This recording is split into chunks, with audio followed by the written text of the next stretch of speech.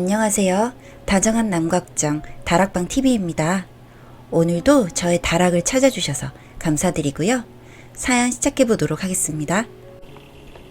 지방에 거주하고 있는 결혼 2년차의 평범한 남자입니다.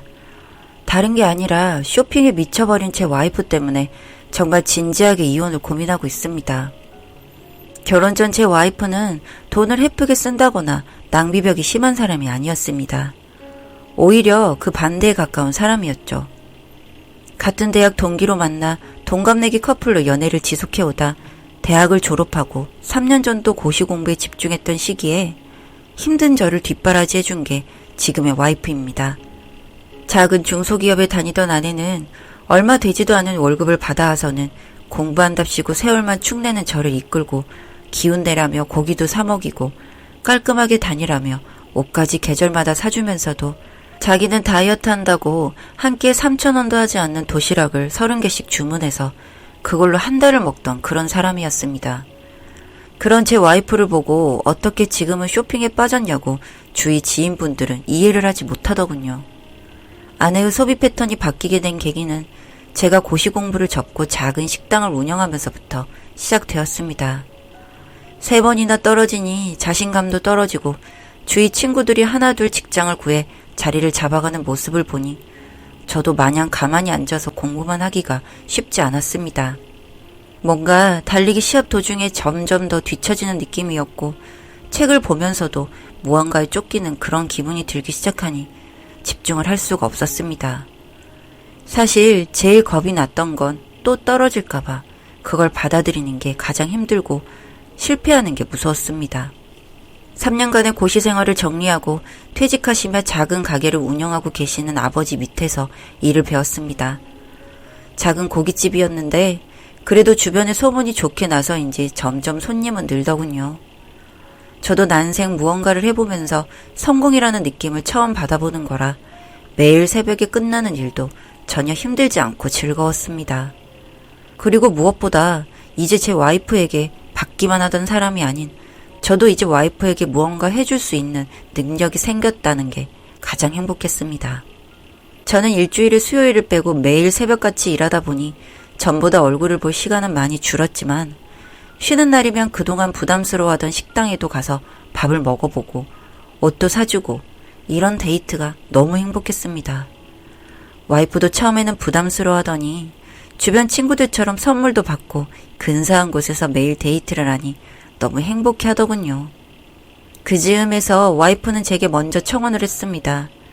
이제 그만 저와 결혼하고 싶다고 말하는 와이프를 보며 저는 흔쾌히 그러자고 했습니다. 그동안 못난 사람 뒷바라지 해준 와이프가 너무 좋았고 매일같이 오랜 시간을 일을 하는 저로서는 사실 불안하기도 했습니다. 그래서 얼른 결혼을 해서 어디 다른 곳에 못 가게 하고 싶은 마음이 컸습니다. 그렇게 결혼 약속을 하고 그 뒤로는 아무 문제 없이 결혼까지 이어졌습니다. 저희 부모님께서도 고시 생활 동안 와이프가 제 옆에서 절 챙겨준 걸 알고 있어 그만한 며느리감이 없다고 두 팔 벌려 환영하셨고 처갓집에서도 처자식 굶기지는 않겠다며 성실해 보이는 제가 좋다고 하셨습니다. 결혼 준비하랴 장사하랴 정신없이 1년이 지나가고 무사히 가게 근처에 신혼집을 얻어 함께 살게 된 뒤 와이프는 이제 그만 직장을 다니고 싶어 했습니다.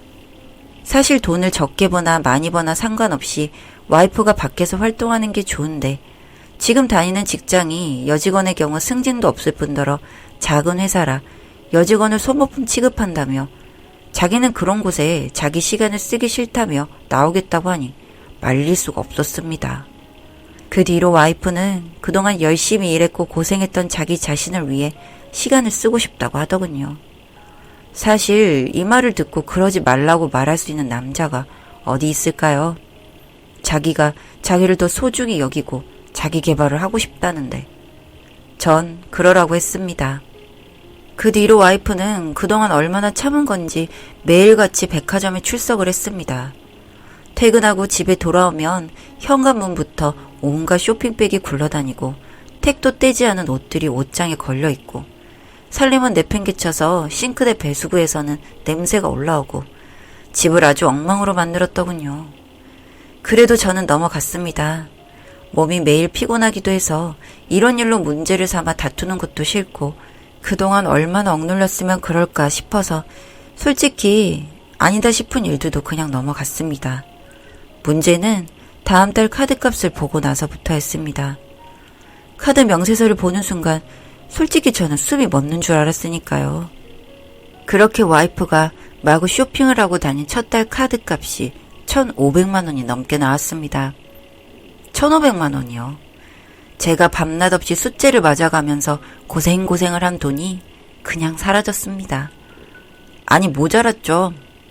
악착같이 벌어서 고생한 보람은 느끼자고 조금씩 쓰고 남은 돈들을 모아두는 통장이 있었는데 난생 처음 아내의 카드값 때문에 손을 댔습니다. 그러고 아내에게 너무한 거 아니냐고, 이렇게 쓰면은 우리 둘 다 길바닥에 앉아 있어야 한다고 정신 차리라고 말을 해뒀습니다. 아내는 많이 시무룩했지만 별다른 변명을 하거나 싫다고는 말하지 않았고요. 그렇게 와이프도 뭘 모르는 사람은 아니었기에 알아들었겠거니 했습니다. 그런데 그건 저만의 착각이었던 건가 봅니다. 저는 또 그 다음 달 카드값을 보고 뒤로 쓰러질 뻔했으니까요. 이번에는 뭐 좀 적게 쓰긴 했더군요. 1,000만 원 정도 되는 돈이었으니까요. 정말 어이가 없어서 아내에게 카드 명세서를 내보였습니다. 그랬더니 와이프가 이야기를 시작했습니다. 자기가 같이 운동하는 사람들 중에 친한 몇몇이 있는데 지난달부터 그렇게 같이 쇼핑도 다니고 하니까 너무 재미있는데 돈을 못 쓰니 모임에 나갈 수가 없다고요. 그래서 그 사람들과 안 만나면 되는 거 아니냐고 하니 전업을 하면서 집에만 있기도 그렇고 이미 친해진 사람들과 어떻게 그만 만나냐고 하는 겁니다. 그러면서 그 사람들과 몇 번 어울려서 쇼핑을 좀 하긴 했지만 자신도 이렇게나 큰 금액을 쓸 줄은 몰랐다고 하더군요. 아니 도대체 무슨 모임이길래 나갔다 하면 그렇게 큰 돈을 펑펑 쓰고 들어오는 걸까요? 그땐 정말 저도 열받아서 아내 옷장이며 서랍이며 뒤져서 눈에 보이는 것들을 다 꺼냈습니다. 몇몇 개는 쇼핑백에서 꺼내지도 않은 제품들도 있더군요. 되는 대로 아직 포장을 뜯지 않은 것들을 정리해서 아내에게 내일 전부 가서 환불해 오라고 소리를 질렀습니다. 또 어이가 없었던 게 그렇게 쇼핑을 좋아하면서도 정작 사오고 집에 두면 물건의 애정이 금방 식는 것 같더군요. 오히려 쇼핑을 하는 그 행위 자체에만 즐거움을 느끼는 것처럼 보였습니다.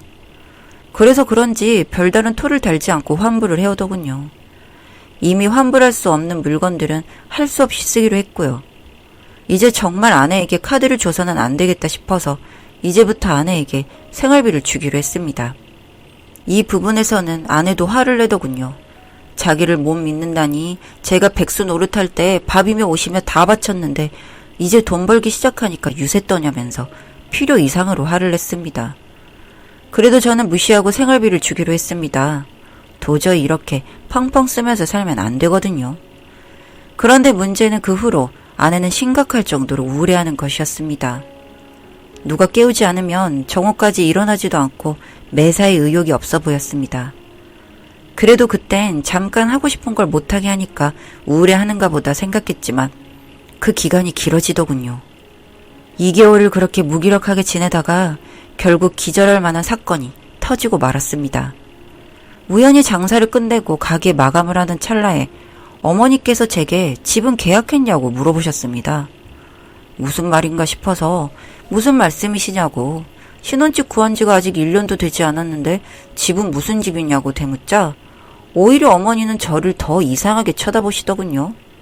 여기서 조금 떨어진 곳인데 근처에 유치원이며 초등학교, 중학교까지 학교가 많이 몰려 있어서 애기 키우기 좋은 동네가 있다고, 그리로 이사가서 애기를 가질 예정이라고 말하지 않았냐고 하시는 겁니다.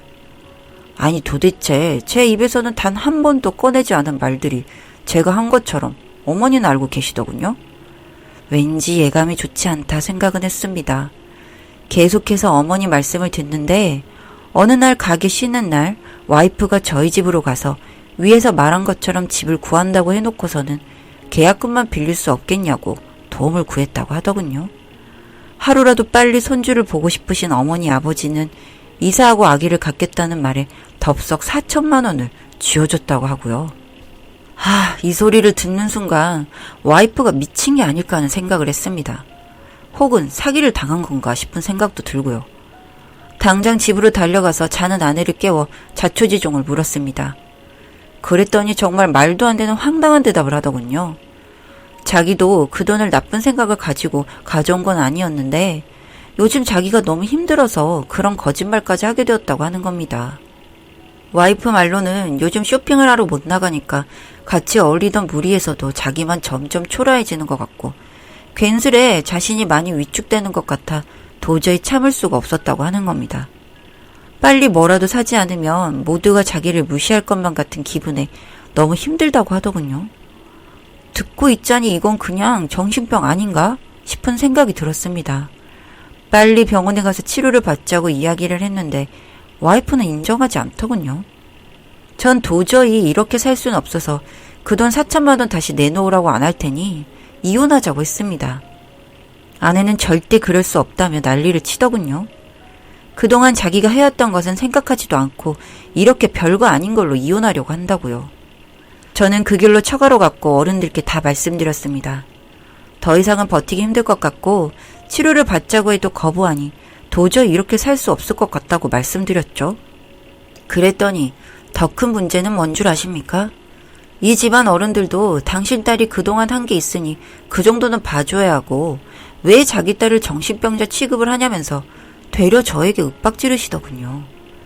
게다가 장인어른이라는 분은 유리로 된 재떨이를 저에게 집어 던지시기까지 했습니다. 아주 양쪽 집이 이 일로 한번 난리가 났었고요. 전 그 길로 이혼 소송을 진행했고 빨리 끝내버리고 싶어서 4천만 원은 그냥 줘버린다 생각하고 그렇게 협의를 해서 이혼을 해버렸습니다. 받은 상처도 컸고 잃은 돈도 컸지만 하루라도 빨리 끝내고 싶었으니까요. 그렇게 저는 다시 열심히 일하며 살아가고 있었는데 어느 날 저희 부부를 알고 있던 한 손님이 저에게 이야기를 해주시더군요. 전 와이프네 집안이 이번에 완전히 날아가 버렸다고요. 그 집 안 그래도 잘 사는 집도 아니었는데 그 집 딸내미가 세상에 그 집 어른들 마지막 재산이나 마찬가지인 집을 걸고 사채를 끌어다 썼다지 뭔가. 엊그제 아주 그 집 앞이 시끌시끌했지. 그렇게 쫓기듯이 어디 지방으로 간다고 하던데. 참 그 집 어른들도 말년에 이게 무슨 날벼락인지. 이 이야기까지 듣고 나니 빠르게 결론을 내렸던 제 자신을 또 한 번 칭찬해주고 싶은 기분이었습니다. 듣는 내내 저게 내가 겪었을 수도 있던 일이라 생각하니 온몸에 소름이 올라오더군요. 전 앞으로도 큰 거 바라지 않고 하루하루 열심히 일해가며 살아가려고 합니다. 다행인 게 그때 그 일을 겪은 뒤 빨리 금전적으로 회복하고 싶어 식당 홍보에도 투자를 좀 했더니 하루하루가 다르게 좋아지고 있습니다. 여기에 안 하던 배달까지 시작하니 꽤 도움이 되고 있고요. 여기까지 제 이야기 들어주셔서 감사합니다.